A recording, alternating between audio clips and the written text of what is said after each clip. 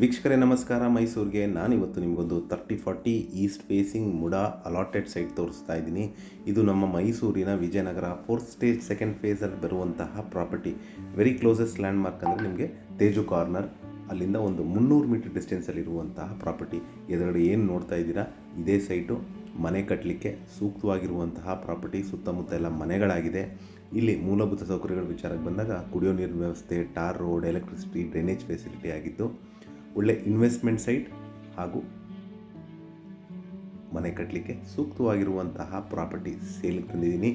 ಇದು ನಮ್ಮ ಮೈಸೂರಿನ ವಿಜಯನಗರ 4th ಸ್ಟೇಜ್ 2nd ಫೇಸಲ್ಲಿ ಬರುವಂತಹ ಪ್ರಾಪರ್ಟಿ.